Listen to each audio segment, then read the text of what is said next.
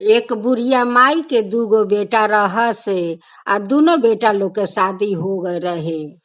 कुछ दिन तक ये अपना माई के साथ रहे लोगे। अब बेटा बहू देखा था लोका के अब घर के धन शेष होखे वाला बा। एक दिन बुढ़िया माई के छोड़ के दोनों बेटा परदेश भाग जाला लोगे। ई माई अपना घर में रोते रह जाली, अपना बेटा लोग से मिनती करते रह जाली, बाकी बेटा लोग अपना माँ के दर्द ना देखलक लोगे। बुढ़ी माँ के छोड़ के उ लोग भाग गए लोगे। बूढ़ी माई अपना घर में अकेले रहे लगली। आ उ बूढ़ी माई माँ तुलसी के भक्त रह से छोटे बेला से माँ तुलसी के पूजा करत रह से। जब माँ तुलसी के पूजा करे जा त इहे बात कह से कि माई त सब के माता बारू, आज से तू हमर सब कुछ बारू, तू ही हमर माँ बारू आ तू ही हमर बेटी बारू, तू ही हमर सब कुछ बारू। हम बानी त तोहरे सहारा बानी माता, हम तोहरे सहारा बानी, सेवा हमर यहाँ कोई नइखे। ई माई त अपना तुलसी माँ के सब कुछ मान लेली। तुलसी के रोज नहा धोआ के उनकर सेवा कर से। तुलसी के पेड़ से रोज वो बूढ़ी माई बात कर से। करते करते ता कुछ दिन बीत गएले। एक दिन दोनों बेटा परदेश से आवेला लोग आ अपना माँ से धोखा से सही करवा लेवेला लोगे। कह तरन का कि माँ हे कागज पर तू सही कर द, तोहरा के सरकार पैसा देवे वाला बारन, पैसा मिल जाई त तू बैठ के खइबू। अपना बेटा लोग के बात पर विश्वास करके सही त दे देली। तो बेटा मिल के आ बूढ़ी माई के घर बेच देलक लोग आ बेच के सारा पैसा लेके परदेश भाग गए लोग। महीना के बाद जे आदमी घर लेले रहे उ आदमी आयल उनकर घर में रहे खातिर। अब त बूढ़ी माई के कहता लोका कि देख बुढ़िया तू घर से निकल, ई घर त हमार बाटे, ई घर तोहार नइखे। बूढ़ी माई रोवे लगली, कहतारी का कि त हमरा पति के घर बा, हम ए घर से कैसे निकाली आ तू लोग हमरा के काहे निकल बलो घर से। कहता लोग का कि तोहर बेटा हम लोग के भीरी घर बेच देले बारन आ पैसा लेके तो विदेश चल गईलन। घर में तोहर कोई अधिकार नइखे। त बूढ़ी माइयो घर से निकलत नइखी। अब उ जे आदमी घर लेले बा उहे आदमी का कइला का कि बूढ़ी माई के हाथ पकड़ के ना जोर से वो बूढ़ी माई के उ फेंकलन। ओइसे आके माँ तुलसी उनका के हाथ पर ले लेवेली। माँ तुलसी अपन एगो औरत के भेष बदल के आके बूढ़ी माई के बचा लेवेली। रुपिया तुलसी माई कहतारी ओकनी से कि तू लोग जे आज जैसे बूढ़ी माई के हाथ ध के फेंकल हलोग, उनकर बयस तू लोग देखल हलो कि उनकर कतना बयस बाटे।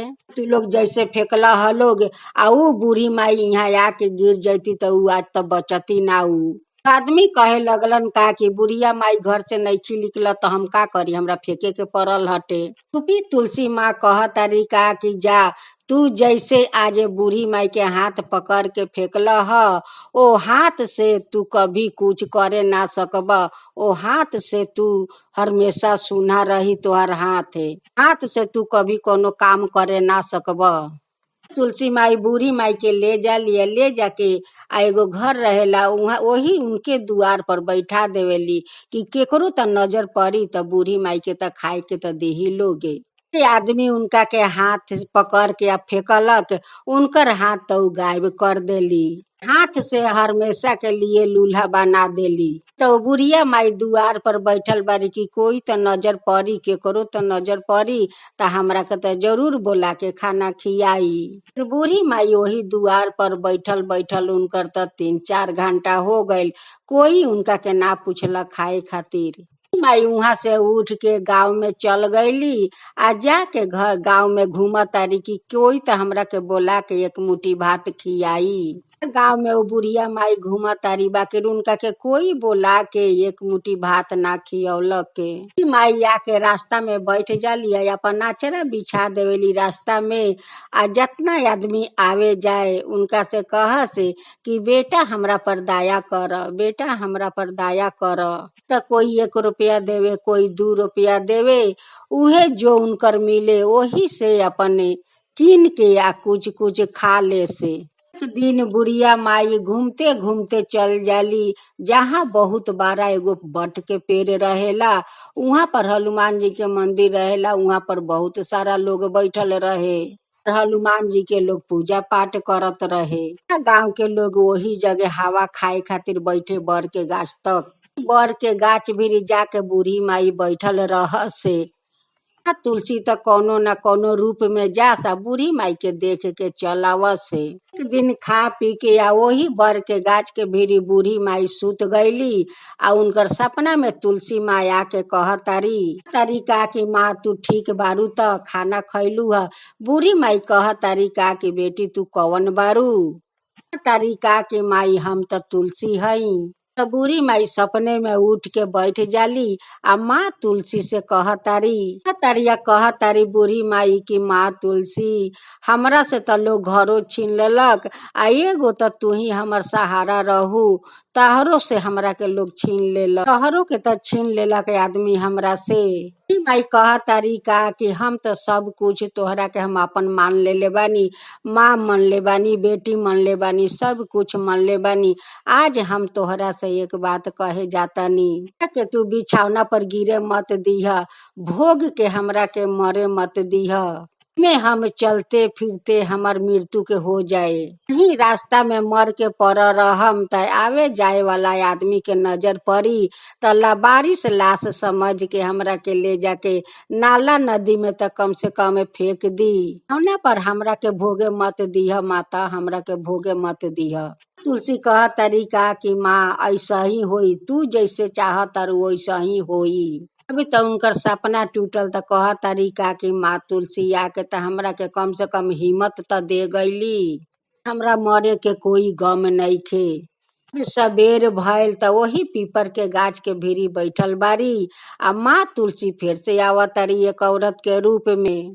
पीपर के गाछ के भीरी लोग बैठल रहे लोग। माँ तुलसी अपना माया जाल से सभिन के माया वो बूढ़ी माई पर लगा देवेली। त जितना लोग वहाँ रहे अब बूढ़ी माई के त सब लोग माई माई कह के लागल बोलावे। बूढ़ी माई के त लागलो सब कोई देखभाल करे। सब लोग लागल खाना पीना खियावे। आदमी ना कि अगर सच्चा मन से माँ तुलसी के कोई भक्ति करे त माँ तुलसी कुछ भी कर सकतारी। तो बूढ़ी माई पर सभिन के अपना माया जाल से माया लगा देली। बूढ़ी माई के सब लोग लागल देखभाल करे। माँ तुलसी चल गईली विदेश में जहाँ जे दोनों बेटा बहू लोग किराया घर में रहे लोगे। मालिक के घर में उ लोग रहे लोग। माँ तुलसी अपना माया जाल से वो मालिक के दिमाग में अतना क्रोध भर देली, अतना क्रोध भर देली। वो लोग के सारा सामान तूर फाड़ कर देलन। आ जो सामान बाच गलो में आग लगा के आ वो लोग के धक्का मार के घर से निकाल देलन। तुलसी कह तरीका कि बूढ़ा माँ के तू लोग फेंक के अइला लोग। धोखे से उनकर घर दुआर बेच के तू लोग आराम से बड़ लोग। हम तोहरा लोग के कैसे हम सुखे रहे देहेम, तोहरा लोग के तो कभी सुखी रहे ना देहेम। माँ तुलसी दोनों जाना के कुष्ठो रोग दे देवेली के सब कुछ तहस नहस क के माँ तुलसी चलावेली। त बूढ़ी माई के जतना पीपर के गाछ के भीरी बैठे लोग सब बूढ़ी माई के अपन बेटा बेटी बन गए लोग उनकर देखभाल करे लागल लोगे। दिन घूमते घूमते उ बेटा बहू वही पीपर के गाछ के भीरी आवता लोगे। अब त सब लोग देखता कि कुष्ठ रोग वाला दोनों बा लोगे। सब लोग ओ लोग के पीपर के गाछ भीरी रहे ना देलक। वहां से खेदा देलक कि तोहरा लोग के यहाँ जगह नइखे रहे के, जाके अपन कहीं दूसरा जगह ढूंढ ल लोग। बाकी रे गाछ के भीरी तो हम लोग रहे ना देहेम। सभी लोग ओ लोग के वहां से खेदा देवेला लोगे। दिन बूढ़ी माई अपना घर में सुत रह से तो दोनों लोग कुष्ठो रोग हो गइल बा लोग। परिवार लेके जहाँ तहाँ मारल फिरत आटे लोगे। वो अपराध कैलक लोग बूढ़ी माई के साथे, वैसे भगवान उनका साथ कैलने। करते करते ता कुछ दिन बीत गए। दिन बूढ़ी माई के परान निकले वाला रहे। दिन सब लोग वहाँ पर बहुत भीड़ लाग रहे। माँ तुलसी के वहाँ पता लाग जाला कि उनकर तया मृत्यु के होखे वाला बाटे। तुलसी एकदम से बुढ़िया के रूप धारण करे लिया, लाठी पर ठेंगते ठेंगते वहाँ आ जाली सबिन से कि बेटा यहाँ पर इतना भीड़ काहे लागल बाटे।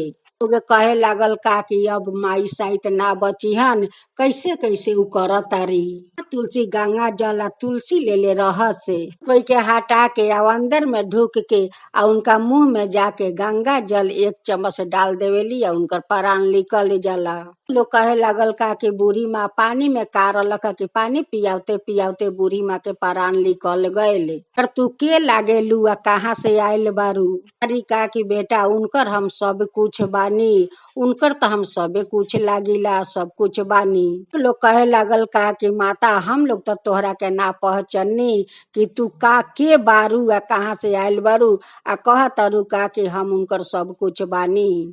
तुलसी कहा ठीक बा हम के बानी, हम आज तोहरा लोग के हम खावतानी। तुलसी अपना रूप में आ गईली, आया के अपन दर्शन सब कोई के देखा देली। सब लोग माथा झुका के प्रणाम करे लागल, कहे लागल का कि हे माँ तुलसी आज तो हम राउर दर्शन हम पा गईनी। अपना हाथ से वो बूढ़ी माँ के अरौरा आके गंगा जल पिया देनी तो उनकर प्राण निकल गए। पूरा तो धन बानी हे माँ तुलसी आ राउर वो बूढ़ी माँ धन बारी कि रौरा हाथ से पानी पी के उनकर मृत्यु के हो गए।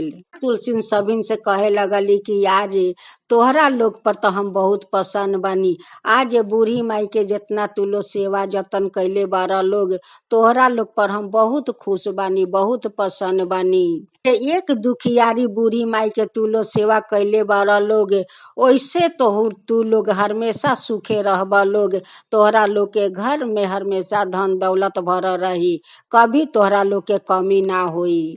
हम तोहरा लोग के आशीर्वाद देतनी कि तू लोग सादा सुखे रहबा लोग आ हमेशा तोहरा लोग के धन दौलत से घर भर रही। लोग हाथ जोड़ के माँ तुलसी के कुटी कुटी धन्यवाद करे लागल, कहे लागल लोग का कि हे माँ तुलसी आज यही बूढ़ी माई के चलते आज रौरा से हम लोग के दर्शन भइल बाटे, हम लोग रौर दर्शन पाके धन हो गईनी। माई के जितना आदमी सेवा कैले रहे उतना आदमी के घर में माँ तुलसी धन दौलत सब भर देली। लोग माँ तुलसी के लागल पूजा करे श्रद्धा भक्ति से। लोग कहा कि हे माँ तुलसी जैसे हम लोग के आके आज दर्शन देखौनी आ हम लोग के घर धन धन से भर देनी, वैसे औरो गांव में बहुत लोग बा गरीब उनको घर में जाके धन धन भर दी आ वहू लोग के ऐसा ही दर्शन देखाई। कहानी कहता उनको पर कृपा करम, जे हुकारी पारता उनको पर कृपा करम, जे सुनता उनको पर कृपा करम, सब के ऊपर अपन कृपा करम हे माँ तुलसी, सब के ऊपर कृपा करम। माँ तुलसी की जय हो, माँ तुलसी की जय हो।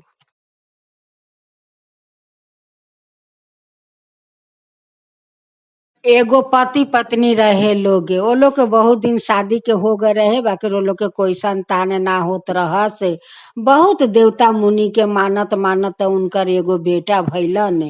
पति पत्नी बहुत खुश रहे लोग अपन बेटा के लेके कि इतना देवता लोग के मानत मानत एगो देलक लोग हम लोग के, तो भगवान देलन तो बेटे देलन, तो ये सुन सुन के वो लोग बहुत खुशी रहे लोगे। दिन उहे बेटा के कवन एगो ऐसन बीमारी पकड़ लेलक कि उ लोग बहुत सारा डॉक्टर देखावे लोग, बाकी उनकर बीमारी कोई डॉक्टर ठीक ना करे लोगे। आस्ते आस्ते शरीर में उ बीमारी पसरत गईल आ उ बच्चा सुखाते गईलन। तो सब डॉक्टर कहे लगल लोग का कि बच्चा ठीक ना होइहन, इनकर तो अब मृत्यु के नजदीक आ गईल बाटे। पति पत्नी के अपना बच्चा के शोक में उ लोग के शरीर खराब हो गए रहे आ उ लोग गरीब रहे लोग, एगो घर रहे आ थोड़ा सा जमीन रहे आबादी करे वाला। गांव में एगो माँ काली के मंदिर रहे कि 12 साल से टूटल फाटल वो मंदिर गांव में पड़ रहे, कोई मंदिर में ना जाए तो पूजा पाठ कहाँ से होई। वो मंदिर के ऊपर बहुत सारा जंगल उंगल भय रहे।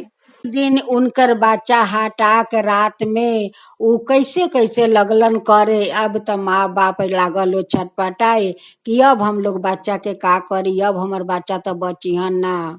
दिन भरल अमावस्या रहे, ई रात के दोनों पति पत्नी उठ के आ अपना बच्चा के लेके आ वही माँ काली के टूटल मंदिर में जाला लोगे। माँ काली के चौकट पर वो बच्चा के सुता देलक लोग आ हाथ जोड़ के दोनों जना मिनती करे लगल लोग। लोग दोनों जना कि माँ किया तो बच्चा के हमर बचा ल आ ना तो तू अपन भोजन बना ल। आज त भरल अमावस्या बा, ये अमावस्या में त तोहार पूजा होला आ आज के दिन तोहार बलि चढ़ेला। त आज हम अपन बच्चा के यहाँ राख जातानी, किया त तू बचा लिहा ना त इनके के तू अपन बलि बना लिहा। त ई सारा बात माँ काली के सुना के दोनों पति पत्नी आके घर में आ दोनों जना अपना बेटा के शोक करते करते दोनों जना घर में बेहोश पड़ जाला लोगे। त वही टूटल मंदिर से माँ काली निकले लिया कल के देखा तरीका कि बच्चा के तो अब मृत्यु कब होखे वाला बाटे। माँ काली तो वो बच्चा के बचा लेली, उनका के तो जीवन दान दे देली। बच्चा वही पर उठ के बैठ जाला ना, बैठ के कहलन का कि तू के बारू। ऊ कहली का कि हम तो सब कोई के माँ बानी आ हमरा के तो सब कोई माँ काली कह के बोलावेला। उतना छोटा बच्चा के तो मालूम ना रहेला कि माँ कौन होली या देवता पितर कौन होला लोग। उ जेंग अपन नाम बतौली वही उ बच्चा उ सुनलन। ही भरल अमावस्या में माँ काली वो बच्चा के जीवन दान देके आ उनकर अंगुरी पकड़ के उनकर दुआरी तकले चहुपवली। अब उ बच्चा जाके दरवाजा पर चिल्ला तरन की माँ माँ दरवाजा खोला, माँ दरवाजा खोला। बाप त घर में बेहोश पड़ल बा लोग, उ दरवाजा खोलो के। वही दरवाजा पर बच्चा के खड़ा करा देवेलिया, कहली का कि बेटा यही जा खड़ा रह, हमें जंगला मुँह के देखी तोहरा माँ के बोलाई दरवाजा खोले खातिर। जाके देखा तारी माँ काली जंगला मुँह के कि दोनों जना बेहोश पड़ल बा लोग। अपना दृष्टि से बा काली तो वो लोग के होश में ली आवेली। जैसे आवेला लो दरवाजा खोले वैसे माँ काली तो वहां से अंदर ध्यान हो जाइला। माँ बाप अपना बच्चा के उतना रात के देख के दोनों अपना कलेजा में लगा लेवेला, लगा के दोनों चुमा चाटे लागल कि बाबू तू हमर आ गइल, तू बाच के मंदिर तर से आ गइल। यहाँ तकले तोहरा के लिए आयल है बेटा, यहाँ तकले के तोहरा के लिए आयल, हमार बेटा बाच गइलन।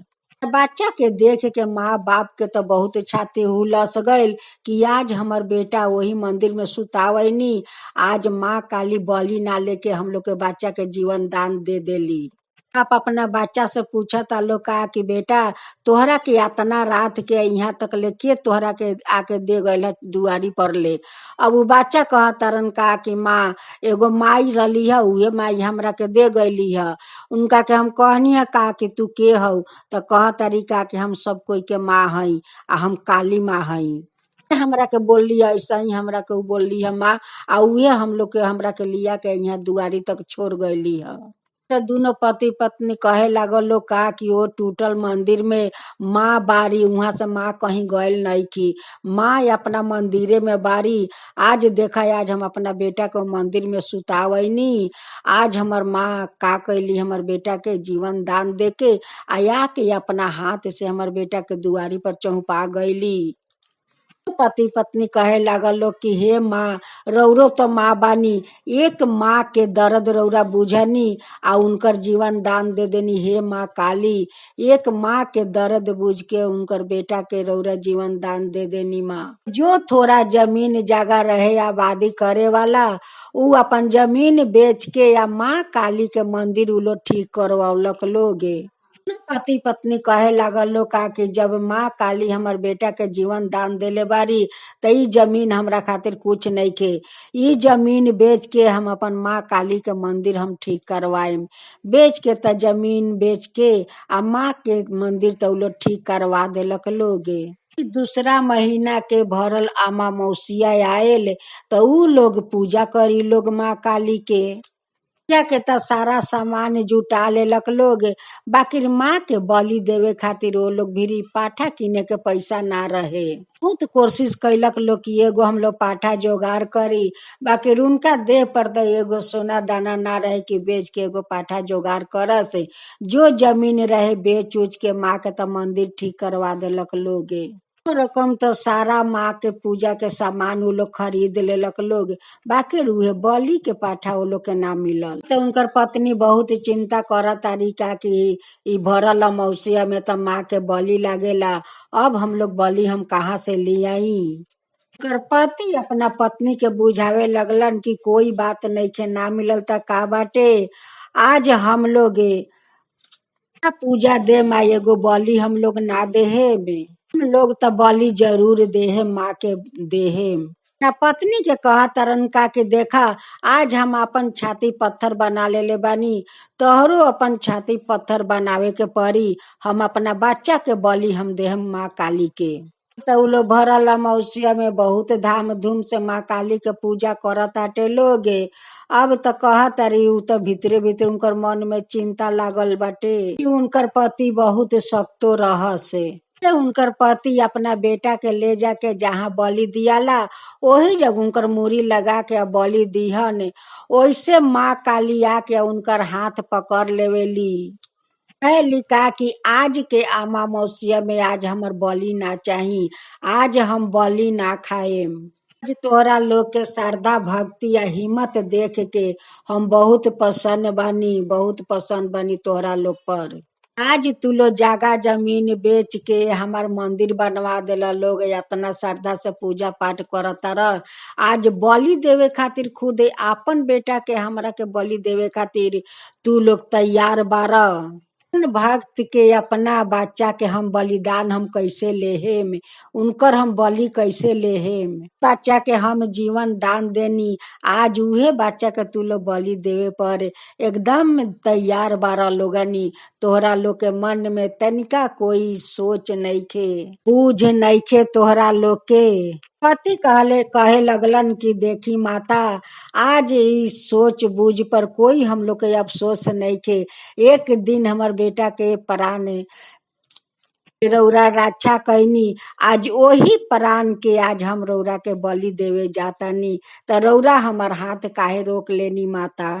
काली कहे लगनी कि ना बेटा ना, जो आदमी अपन जमीन जगह बेच के हमार मंदिर बनवा देलन इतना श्रद्धा से, आज हमार पूजा करता रह ना, वो अपन बेटा के बलि देवे पर तैयार हो गईलन, तो आज हम उ बलि कैसे हम लीही बेटा, हम कैसे लीही।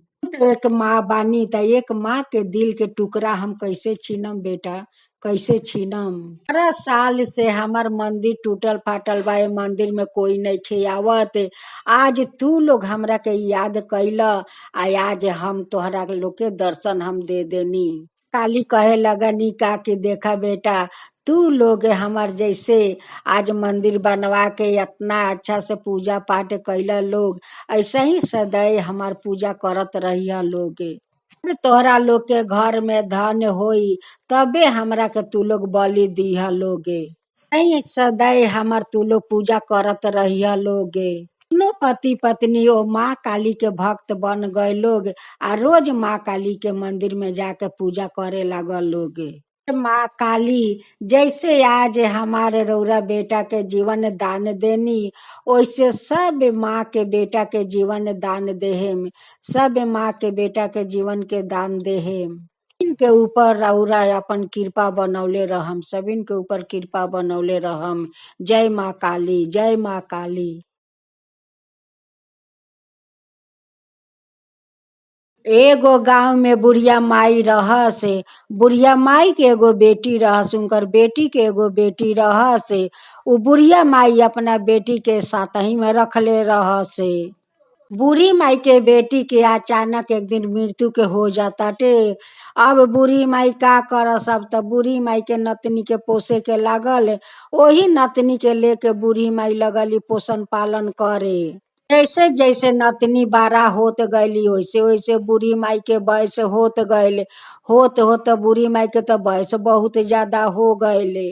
बूढ़ी माई भवानी माँ के परम भक्त रहसे, उ भवानी माई के बहुत मानस, बहुत पूजा पाठ करसे। ऐसे करते करते नतनी बहुत बड़ा हो जाता रही, आ बूढ़ी माई बहुत बूढ़ा हो जाता रही। उनकर नानी के नाम रोमा रहेला, आ नतनी के नाम सीमा रहेला। एक दिन बुढ़िया माई माँ भवानी से कह तारी का कि हे माँ भवानी, देखी हमरा सेवा हमर नतनी के कोई नहीं खे, आ उनकर जब ले हम हाथ पीला नहीं कर देते तब ले हमरा के रौरा मृत्युक मत देहे में। हमरा सेवा हमर नतनी के कोई नहीं के, हे भवानी माई कि हमर नतनी के कोई नहीं खे। एक दिन भवानी माई रोमा के सपना में आवतारी आ कह तारी का कि रोमा ठीक बा, जब ले तोहार नतनी के अपन हाथ नैकू पीला कर देत तब ले तोहार मृत्यु के ना होई। हम तोहरा के ये वरदान देतानी कि जब तोहार नतनी के शादी हो जाई तबे तोहार मृत्यु के होई, तार छाड़ा तोहार मृत्यु के ना होई।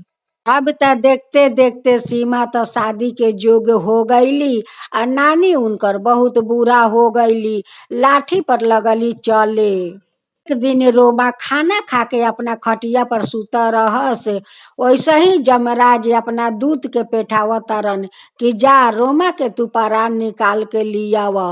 अभी त दूत जातारन रोमा के परान निकाले खातिर कि अब इनका के हम परान निकाल के हम ले जाई। जैसे जातारन रोमा के परान निकाले वैसे उनकर झटका नहीं तो लागेला। अभी त दूत कहतारन का कि इतना आदमी के हम परान निकाल के ले गईनी, बाकी रैसन झटका तो हमरा कभी ना लागल, बाकी रोमा के तो जातानी परान निकाले तो हमरा करेंट नहीं तो झटका लागताटे। त रोमा के अंगी टूटल त देखा तारी दूत के त कह तारी का कि तू कौन बारा, यहाँ का करता रह। उ दूत कह तारन का कि हमरा के जमराज जी पेठौले बारन तोहर परान निकाल के ले जाए खातिर, हम आइल बानी तोहर परान ले जाए खातिर। रोमा कह तारी का कि तू हमर परान ले जाए ना सकब, हम जब ले अपना नतनी के शादी ना दे दे कोई ना लेवे सकी।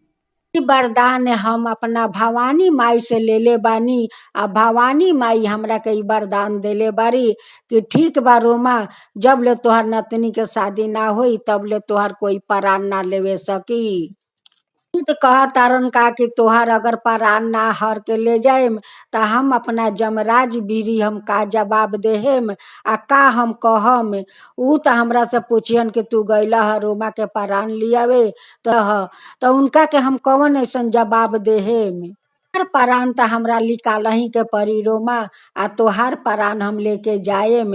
अब त दूत जबरदस्ती करतारन आ रोमा अपना भवानी माई के पुकारतारी कि हे माँ भवानी, हमरा के रौरा बचाई आ हमरा के रक्षा करी। वैसे माँ भवानी वहाँ आके प्रकट हो जाता निया कहता निका कि जमराज खबरदार, रोमा के देह में तू हाथ ना लगैब आ ना उनकर परान लेवे सकब। उनकर जब ले अपना नतनी के शादी नहीं दे देते तब ले तू परान लेवे ना सकब। ई वरदान हम इनका के देले बानी, आ जब ले हम हुकुम ना देहेम तब ले तू इनकब। जब ले रोमा अपना नतनी के शादी नहीं देते तब ले तू परान लेवे ना सकब। हम जब हुकुम करम तबे तू रोमा के परान लेवे सकब, तार आगे तू परान लेवे ना सकब। अब त दूत खालिए हाथे जम लोग लौट गईलन। अब जमराज जी कहतारन का कि दूत हम तो तोहरा के पेठौनी है का कि जा रोमा के परान निकाल के लियाव, आ तू खालिए हाथे डोलावते चलावता रह, काहे ना तू उनकर परान लियला ह। दूत कहतारन का कि जमराज जी हम तो उनकर परान निकाले खातिर गईल ही रहनी है, जैसे हम परान निकालम वैसे वहाँ भवानी माया के आ वहाँ प्रकट हो गईनी है आ कहतानी का कि हमरा हुकुम बाहर तू रोमा के परान लेवे ना सकब। तब बोली हम कैसे हम उनकर परान हम लेवे सकती। ले उ अपना नतनी के शादी नहीं कर देते तब ले हम उनकर परान लेवे नहीं हम सकते। अब त बूढ़ी माई अपना नतनी खातिर लगली घर बर खोजे। अच्छा घर बर त बूढ़ी माई ढूंढ के निकाल लेली आ अपना नतनी के शादी वहाँ फिट कर देली। त बूढ़ी माई अपना नतनी के बहुत अच्छा से शादी दे देली आ सीमा चल गली अपना ससुरार, आ जाके अपना ससुराल में खुशी खुशी से रहे लगली। आ एने कुछ दिन के बाद फिर से रोमा बिछौना पर गिर गईली। दिन जमराज अपना दूत के नापे ठाके खुद आवेलन रोमा के परान निकाल के लेके चल जालन। रोमा के कहानी यही पर शेष है। अब दूसरा कहानी, एक गांव में एगो पति पत्नी रहे लोग। उ बहुत गरीब रहे लोग, बहुते गरीब रहे लोग। उनकर पति आदमी के ठेला टाना से तब उनकर जाके संसार चले। एक गोदाम के माल दूसरे गोदाम में टान के ले जा से बहुत मेहनत करस, बहुत मेहनत करस, तब उनकर जाके संसार चले। आ उनकर पत्नी उनकर प्रेग्नेंट रहेली। उनको पत्नी के नाम सीमा रहे। सीमा वही जितना उनकर उनकर पति का माँ के लिया वस उतना ही में सीमा बहुत खुश रह से, बहुत खुशी से वो लोग संसार चलावत रहे लोगे। सीमा के पति सवेरे से ठेला टानत रहस, टानते टानते उनकर तो 12-2 बज गए रहे। सीमा के पति फिर से जाके आ बहुत सारा अपना ठेला पर गेहूं धान के बोरिया लाद लेलन। आ लाद के टाना तारन। ऊपर के धूप बहुत रहे, अतना धूप रहे कि उनकर गर्मी से माथा चक्कर मार के आ वही पर गिर पड़ेलन। आदमी उनका के वहां से उठा के या ले जाके अस्पताल में भर्ती कर देता टे। अब तो सीमा के पता चल जाला कि उनकर पति अस्पताल में भर्ती बारन। सीमा दौड़े दौड़े अस्पताल में आ जाली अपना पति से मिले खातिर। अपना पति के देख के कहा तारी का कि तोहार कैसे ऐसन हो गईल हटे, या कैसे तू गिर गईल ह, आ कैसे तोहार माथा घूर गईल हटे, अब हम लोग के का होई। पति कह तारन का कि आज बहुते ज्यादा हम अपना ठेला में माल लाद लेनी है। ऊपर के घाम आ नीचे के इतना भारी बोझ टाने ना सकनी है। आ ऊपर के गर्मी के चलते हम माथा घूर के गिर गईनी है। एक आदमी आके हमरा के अस्पताल में भर्ती कर गईलन है। उनकर पति कह तारन का कि सीमा हम लोग के संसार कैसे चली, तू तो ऐसन शरीर बा, प्रेग्नेंट बारू, आ तोहरो के तो कोई देखभाल करे वाला नहीं के, आ ना तोहर खर्चा कोई चलावे वाला बा। अब का होई सीमा हम लोग के, अब का होई। तर पत्नी बहुत हिम्मत वाली रहेली, कहेली का कि स्वामी तू चिंता मत कर, ऊ ठेला हम टानम, हम टान सकतानी ठेला। उनकर पति कह तारन का कि सीमा ये अवस्था में तू कैसे इतना भारी तू ठेला टनबू।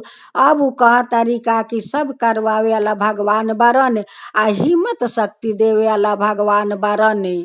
भगवान खाए खातिर मुंह देले बारन, त कमाए खातिर जरूर भगवान हिम्मत दीहन।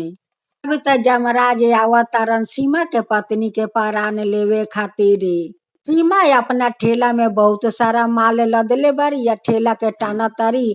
आ वही रास्ता से जमराज आवतारन अपन भेष बदल के एगो बूढ़ा के रूप में आया के उनको माथा चक्कर मार के आ वही ठेला पर जाके गिर जाता रन। अब उ कह तारी सीमा का कि बाबा तोहर का हो गईल है कि हमरा तू आके ठेला पर गिर गईल है। अब उ जमराज कह तारन का कि बेटी हमर त इतना माथा घूरे लागल है कि देखा आके हम तोहरा ठेला पर हम गिर गईनी है। सीमा वो जमराज के उठा के ले जाता रही, उनकर माथा में पानी देता रही या पानी पियावता रही। आ कह तारी का कि बाबा अब तोहर माथा ठंडा भइल त अब तोहर शरीर अच्छा लागता। त कह तारन का कि हाँ बेटी अब हमरा बहुत अच्छा लागता टे। तू जहाँ रहिया तू सादा सोहागिन रहिया बेटी, सादा सोहागिन रहिया। आज सीमा के ये आशीर्वाद दे के आ सीमा अपन ठेला लेके आ चल गईली माल उतारे खातिर गोदाम में।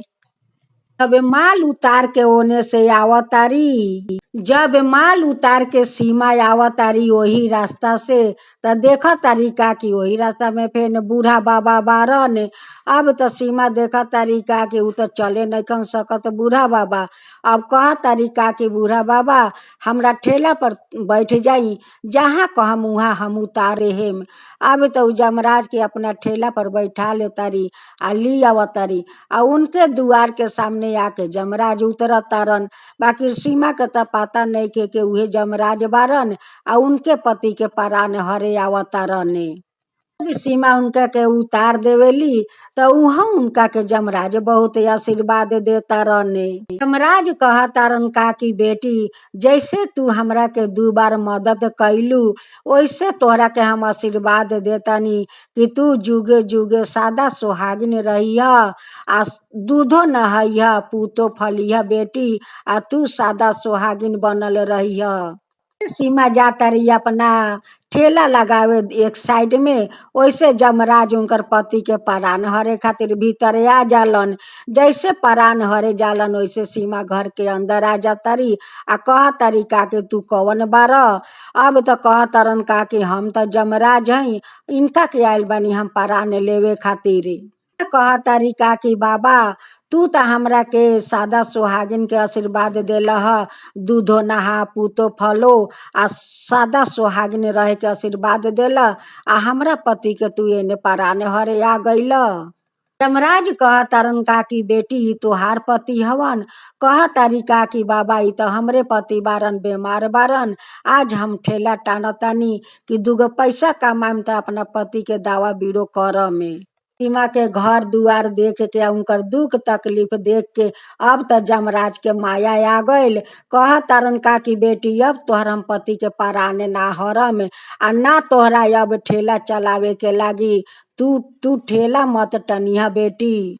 तो जमराज उनकर घर में अन्न से धन भर देलन आ उनकर पति के बहुत अच्छा कर देलन, सारा दुख हर लेलन। आ कह तरन का कि बेटी अब तोहर पति के कुछ ना होई आ ना उनकर हम परान हरम आ तू आज से तू ठेला मत टनिह ना, हम तहरा के धन देले बानी बेटी, ऊ धन तोहर कभी शेष ना होई, कभी तोहर शेष ना होई आ ना तोहर पति के कुछो होई बेटी। फिर से जमराज उनका के सादा सुहागिन रहे के आशीर्वाद दे के या जम लोग चल जाता रहने। सीमा या उनकर पति लागलो राज करे। अब तो यातना जमराज जी धन दौलत दे गईनी कि ऊ लोग बहुत सुंदर अपन घर दुआर बना लेलक लोग आ बहुत धन दौलत उनकर घर में भर के आ जमराज जी चल गईनी। दुख दूर क के जमराज जी जम लोग चल जातनी। जमराज भगवान जैसे वो सीमा के दुख दूर करके या उनका के सुख दे देनी, उनकर घर में धन दौलत भर देनी, उनकर पति के पराने रौरा छोड़ देनी और उनकर पति के अच्छा कर देनी। वैसा ही सब कोई पर रौरा कृपा करम हे जमराज, सब कोई के ऊपर कृपा करम हे जमराज भगवान, सब कोई के ऊपर कृपा करम। हानि कहे वाला पर, सुने वाला पर, हुकारी पारे वाला पर सब के ऊपर कृपा करम हे जमराज भगवान, सब के ऊपर कृपा करम। जमराज भगवान की जय हो, जमराज भगवान की जय हो। एक पति पत्नी रहा करते, उनकी 5 साल का एक बेटा भी थे। तीनों छोटे से माँ संतोषी का पूजा करते आ रही थी। तुम अपना ससुराल में बहुत दिन से पूजा कर रही है। तुम अपना पड़ोसिन लोग का बोले आती कि दीदी आप लोग माँ संतोषी का पूजा देखने आ जाइएगा। जब पड़ोसिन लोग नहीं आती तो बीनू अपना बेटे या पति को बैठा कर वही लोग के माँ संतोषी के कथा कहकर सुनाती। का 15वां शुक्रवार तो आ गया। अपना पड़ोसिन लोग से बोलने गई कि दीदी देखिए आज हमारा 15वां संतोषी व्रत है, आप लोग आज आ जाइए, पूजा देख लीजिए या माँ संतोषी का कथा सुन लीजिएगा। संतोषी देखती है कि सब पड़ोसिन लोग अपना अपना काम में तो उलझी है। संतोषी अपना माया शक्ति से 5 रूप धारण की। पड़ोसिन का रूप में का घर आ पहुंची। बैठ कर बहुत श्रद्धा भक्ति से पूजा देखी, माँ संतोषी का कथा सुनी। समाप्त होने पर सभी का प्रसाद दी। लगी कि दीदी देखिए ये प्रसाद अपना बच्चों लोग को मत दीजिए, तो पता नहीं है कि वो 5 जो औरत है माँ संतोषी का रूप है, माँ संतोषी है। देखते बीनू के तो 16वां शुक्रवार आ गया। बीनू बाजार जाकर सारा सामान खरीदी। ना मीठा, नारियल, बतासा, बादाम, केरा, खीरा, कन्या का श्रृंगार कुछ खरीद कर घर तो ले आई। वो अकेले सब कुछ संभाल नहीं पा रही थी। संतोषी देख रही थी कि मेरे भक्त अकेले नहीं संभाल पा रही है। संतोषी फिर से पड़ोसन का रूप धारण करते हुए उनका घर पहुंची या उनका साथ काम में हाथ बटाने लगी। काम भी हो गया, सारा पूजा के सामान भी तैयारी हो गया। सब पड़ोसिन लोग कर बोल कर आई थी, बाकी कोई पड़ोसिन तो नहीं आ रही है। संतोषी देख रही है कि वो लोग आज भी काम में उलझी है। संतोषी बीनू का रूप धारण करते हुए पड़ोसिन लोग का घर जाती है और अपना माया से सब को बुला कर ले आती है। पर पूजा पाठ होने लगा। ब्राह्मण जी बहुत श्रद्धा भक्ति से माँ संतोषी का पूजा कराने लगे। उनका बेटा बाहर में खेलते खेलते भूल से खटाई खा लिए थे। पाठ भी हो गया, आरती भी हो गया। अब बीनू नवो कन्या का सजा कर भोजन करा रही थी। कराने के बाद वो लोग का खोइछा दी, दक्षिणा दी। तो बेटा देखता है कि सब लोग कितना अच्छे से प्रसाद माँ संतोषी का खा रहे हैं। बेटा सोचने लगा कि अगर मैं माँ से मैं बता देती हूँ कि माँ मैं भूल से खटाई खा ली हूँ, तो माँ तो हमें प्रसाद नहीं देगी। वही प्रसाद खाने के लोभ से अपना माँ को नहीं बताया। तो अपना बेटे से पूछी कि बेटा तुम खटाई तो नहीं खाए हो? वो कहने लगे कि नहीं माँ, मैं खटाई नहीं खाई हूँ। अपना बेटा को प्रसाद दिए। सब लोग प्रसाद खा रहे थे। बीनू के बेटा खाते खाते हटा के उनकर बोलती बंद हो गया। अपना कपड़ा टानता है या ऊ करता है। कहने लगे कि बेटा तुम ऊ क्यों करते हो? तुम बोल नहीं सकते हो? खटाई के कारण से माँ संतोषी क्रोध होकर उनकी बोलती छीन ली। को तो खटाई से जल्दी क्रोध आ जाता है। खटाई पसंद नहीं करती है। तो बीनू सब का मुंह निहारने लगी कि भाई सबको तो बोली नहीं बंद हो गया। सबके देखती है कि नहीं सब तो बोल रहे हैं। जाकर माँ संतोषी भी गिर जाती है, गिर कर रोने लगती है कि माँ मैं तो आपका छोटे से पूजा करती हूँ, वो भी श्रद्धा भक्ति से करती हूँ। माँ मेरे बेटे को बोलती क्यों बंद कर दी? माँ क्यों कर दी? अभी 5 साल के है माँ, 5 साल के। वो तो नहीं समझता है, नहीं बुझता है। माँ उनसे भूल हो गया हो तो उन्हें माफ कर दो माँ, माफ कर दो। ये माँ आज मैं निर्जल उपास हूँ, मेरे बेटे को बोलती नहीं दी। माँ आपके चरण में माथा पटक पटक कर मैं अपना दम तोड़ दूंगी, पर पे प्राण त्याग दूंगी। तो मेरे बेटे को आप मुक्ति दे दीजिए। बच्चा है, नादान है, बाकी आप तो माँ है। से भूल हो सकता है माँ, भूल हो सकता है। बीनू का ये बात सुनकर माँ संतोषी वही पर प्रकट हो गई। कहने लगी कि देखो बीनू, तुम तो जानती हो कि मेरे खटाई से कितना जल्दी क्रोध आ जाता है। तो खटाई पसंद नहीं है, अपना क्रोध को अटका नहीं पाती हूँ।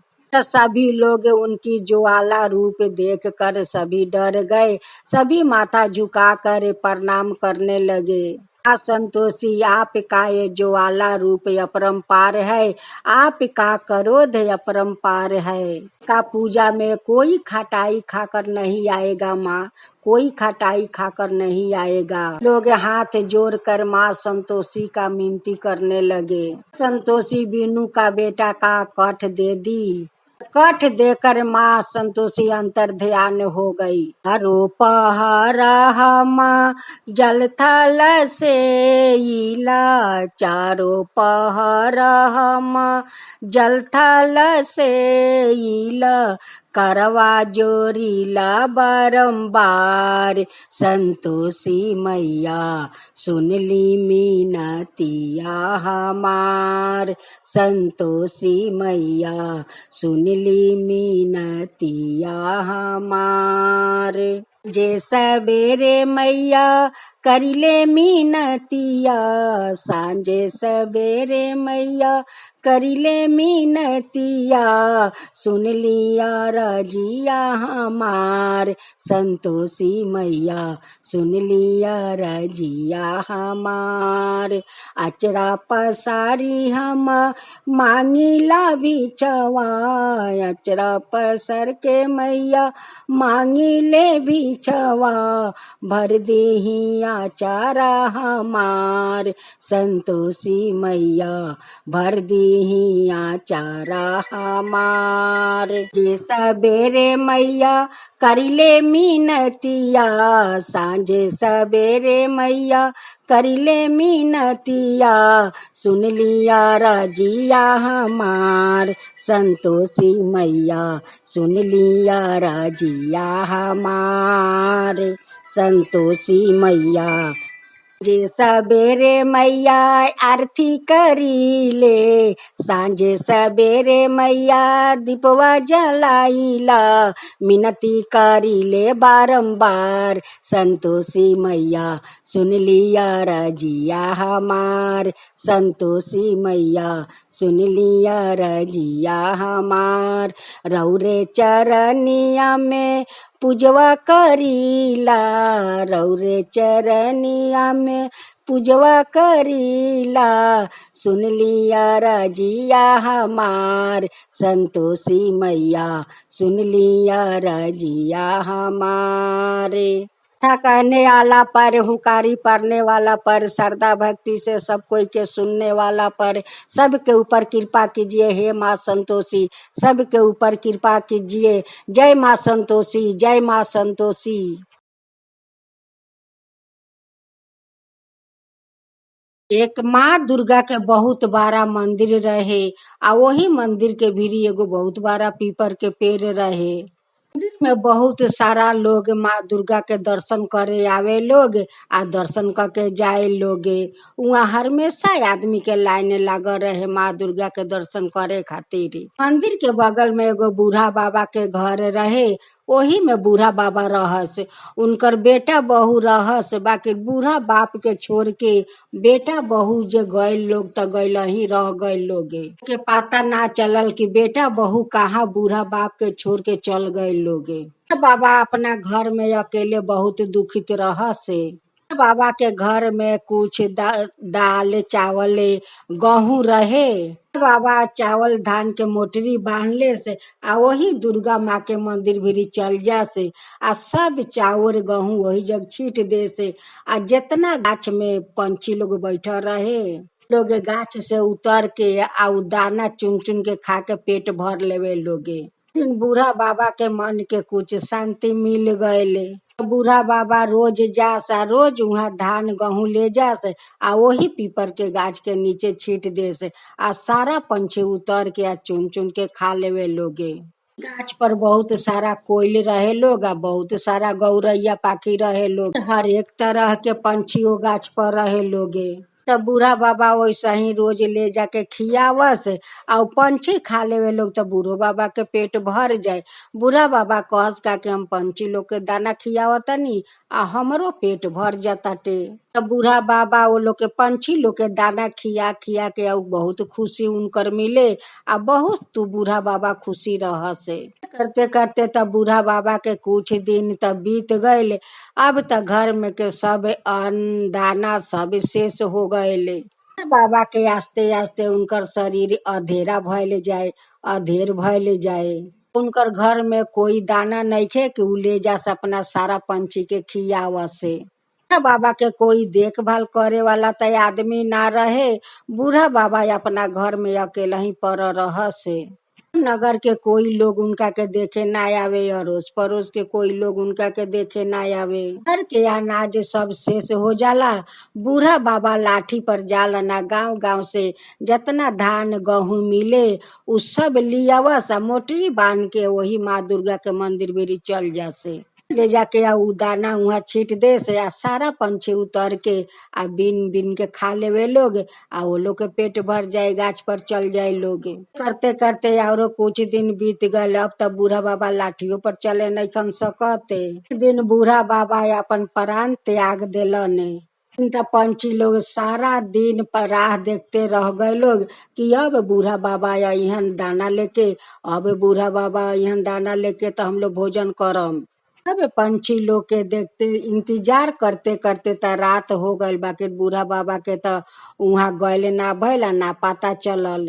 में एगो सबसे बड़ा कोई एगो रानी रहस आ गौरैया में सबसे बड़ा एगो गौरैया महारानी रहस। कह तारी गौरैया से कि हे गौरैया महारानी, आज तो हम लोग सारा दिन उपास रह गईनी, बूढ़ा बाबा के तो कोई पता ना चलल। कोयल रानी कह तारी का कि गौरैया महारानी, हम लोग चल के देखल जाओ कि बूढ़ा बाबा घर में बारन आ ना कहीं चल गईलन। घर में बूढ़ा बाबा रहस, एक कोना में एगो चौकी रहे आ वही चौकी पर बूढ़ा बाबा अपन प्राण छोड़ले रहस। घर के अंदर पूरा अंधकार रहे। गौरैया जब घर के अंदर में ढूक के देखा था लोग तब बूढ़ा बाबा का तब मृत्यु के हो गईल बाटे। बूढ़ा बाबा वही चौकी पर सुतल बारन मर के। जितना गाछ में पंछी रहे लोग सब वो बूढ़ा बाबा के घर में जाके आ बूढ़ा बाबा के शोक मनावता लोग। आँख से वो लोग के सब पंछी लोग के आंसू गिरता। पंछी लोग कहता का कि अब हम लोग के भोजन के दीही, हम लोग के तो कोई भोजन देवे वाला नइखे। ता लोग पंछी लोग रोवताटे लोगे। एक दिन के बात बा कि माँ दुर्गा के माथा के टीका नीचे गिर गए रहे। 5 दिन हो गए रहे, बाकी माँ दुर्गा उठा के अपना माथा में पहने ना सकसे। दिन कोयला गौरैया जाके गिरिल पर बैठल बा लोग, वही मंदिर के गिरिल पर देखा था लोग का कि माँ दुर्गा के त टीका नीचे गिरल बाटे आ माँ दुर्गा तो उठा के पहने सकत नइखी। गौरैया दोनों जानी मिल के उ टीका उठावेला लोग आ माँ दुर्गा के माथा में पहना देवेला लोगे। माँ दुर्गा वो लोग पर बहुत प्रसन्न हो जाता रिया। कहा तरीका कि आज 5 दिन से हमार टीका गिरल बा, बाकी सब कोई तयावत दर्शन करे, हमरा के टीका उठा के कोई हमरा माथा में टीका नहीं के पहनावते। तू लोग आके हमरा माथा में टीका पहना देलू, आज हम बहुत खुश बानी, बहुत तोहरा लोग पर प्रसन्न बानी। कोई रानी कहा तारीका कि हाँ माँ दुर्गा, आज तो हमरा कुछ ना चाही, आ जहिया हमर दरकार पड़ी ओ दिन हम रौरा से मांग ले हेम। मांगे के दिन तो अब आ गइल बाटे। या कोई वही माँ दुर्गा के मंदिर में जाके आ कठोर से कठोरे दुर्गा के आराधना करताटे लोगे। के भरे आराधना करता लोग, गोर वो लोग के ऊपर बा या माथा माटी में टिकले बा लोगे। के भरे उ लोग आराधना करता लो माँ दुर्गा के। गौरैया के त 24 घंटा हो गल बिना अन्न जल के उ लोग कठोर से कठोर आराधना करता लो माँ दुर्गा के आराधना देख के माँ दुर्गा आप रूपी वहाँ प्रकट हो गईनी। दुर्गा कह तारिका कि हे कोयल रानी, आज तो हम तोहरा लोग के आराधना पर बहुत प्रसन्न बानी।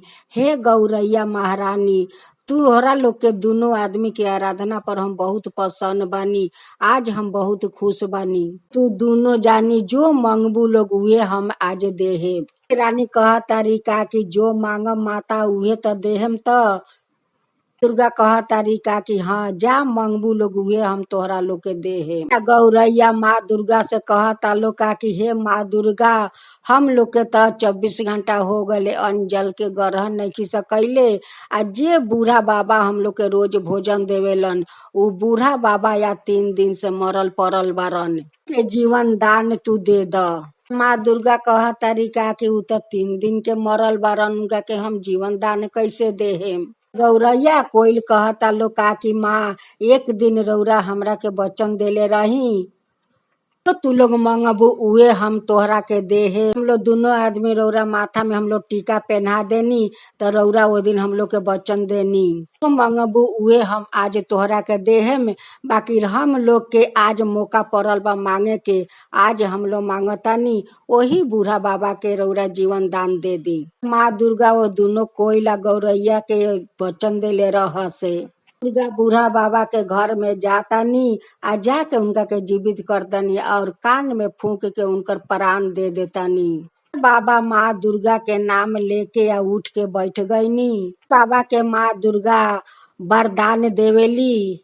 कह तरीका कि हे बूढ़ा बाबा, जैसे पंछी लोग के भोजन खिया के आ ये लोग के आनंद राखिला, हम आज रौरा के तोहरा के एगो वरदान देवे जाता। अपन आशीर्वाद जेकरा के देबा ओकरे उ फल जाई। आशीर्वाद हम तोहरा के वरदान देतानी। एगो पड़ोस के आदमी आवेलन, देखेलन का कि 3 दिन के मरल मुर्दा ई जिंदा हो गईलन।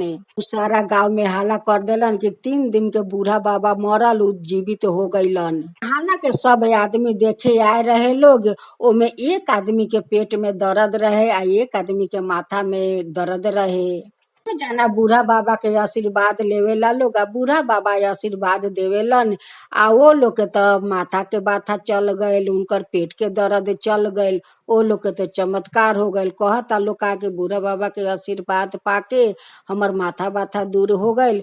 एक जना कहता रन का कि हमर पेट बाथा दूर हो गईल। आ दुर्गा देले रह सो बूढ़ा बाबा के वरदान कि तू जेकरा के आशीर्वाद देबा ओकरे फली।